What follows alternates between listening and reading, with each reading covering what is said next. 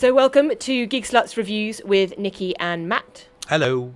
So today we are going to be reviewing Carol, which we both caught at the London Film Festival. Was it the American Express Gala? It was the American Express Gala, and I think it's probably my favourite film of the festival that I would 100% agree with you.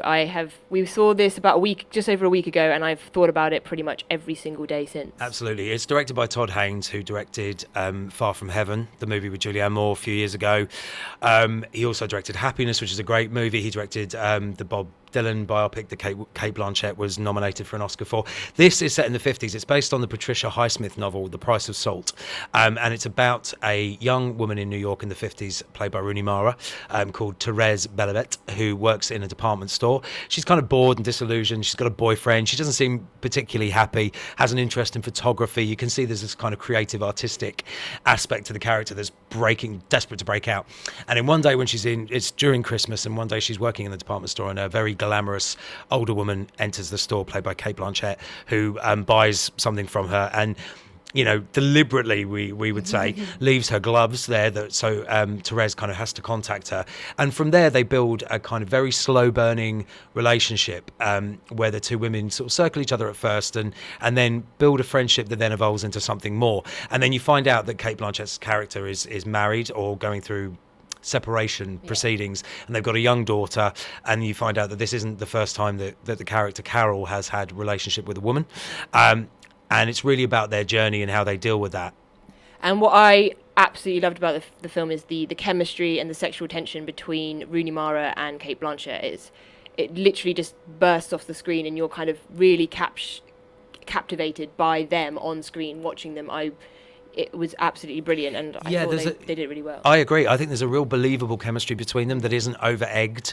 It doesn't come about because of a big crushing sexual moment, which actually I think is much more true to female relationships than male. I think with Brokeback Mountain you had the big kind of sex scene in the tent that cemented Ennis and Jack's love for each other, whereas in Carol it's much more an emotional connection that eventually turns sexual.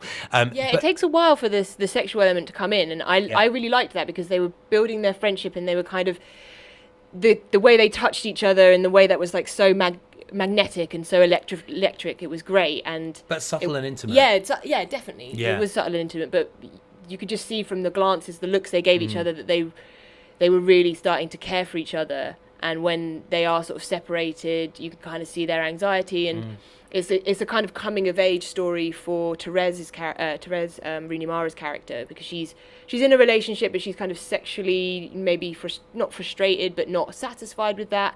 And I think the concept of being with a woman hadn't really occurred to her until she becomes so attracted and enamoured with Carol. Absolutely, and I think that's what's so beautiful about the story. And actually, the fact that people are calling it a lesbian love story is actually, yes, it's about two women, but it's about meeting a person that changes your perception. It's not that it's a choice. That's what I mean. I mean, it's the sense that it's about the connection that they have, and this kind of sexual awakening that the Therese character has, and it's really brilliant to see how Rooney Mara navigates that, because she's very wide-eyed and vulnerable and innocent at the beginning of the film, and as the film goes along and she gains more confidence, she becomes much more of a fully rounded woman as a result of the relationships that occur in her life, which is exactly how life should go. I just found it to be just so beautifully done. Performances are fantastic. Costumes are amazing. Sandy Powell, who is a renowned costume designer, she beautifully dresses the actors and really captures the essence of the time. And Todd Haynes, the director, he's just so subtle. And yet it's never dull. It's entirely absorbing as well. Like, you really want to know what happens to these women. Also, supporting characters as well are great. And it's shot really well. I think you made a really good point before about the fuzziness and then the clarity coming through, kind of to reflect the characters' journeys. Yeah. That's it. I think the director and the DP, the director of photography, have kind of have lit it and captured it in a way that there are certain moments that are kind of foggy and hazy when the characters are feeling that, and then there's moments of pure clarity, and it's beautiful to look at. And actually, Kate Blanchett was saying that it was actually filmed in Cincinnati, because that's the only place they could find that could capture the time of the 50s in New York. You would never guess it, because it's just so production design. Given that it was such a small budget as well, it was only about $9 million, I think. They've done such a great job at making it look so authentic. I really can't wait to see this film again. And one thing I did also love about it is it's kind of got a bit of a feminist standpoint in a really amazingly well done scene in a law room where Carol is kind of battling her soon-to-be ex-husband for custody.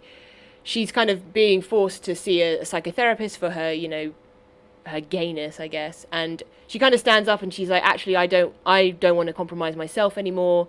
If this is the way it's going to be, I don't want to, I'm going to be me. And this wasn't an accident. I wanted to have this relationship. And I loved her, like, sort of standing up for her beliefs and standing up for her rights. And there's a couple of other moments where she corrects her husband when he says that he saw so-and-so's wife, and she's like, oh, you mean Gabrielle, or whatever her name is. And it's just like, it's subtly, really nice. you're right, there's a subtle feminism that runs all the way through the film. And actually, I think, like two other films that were showing at the London Film Festival, which was Grandma and Nasty Baby, there's a trend in LGBT cinema or LGBT themed films where the characters are unapologetic about their sexuality, whether it's set in the 50s or set in the 21st century. And that's brilliant to see. Carol is unapologetic about who she is as a person. She's concerned for her daughter and how the society will react to her for those reasons. But actually, the character never apologizes, and she's always dignified and classy. And I think that is so intelligently done by the filmmakers.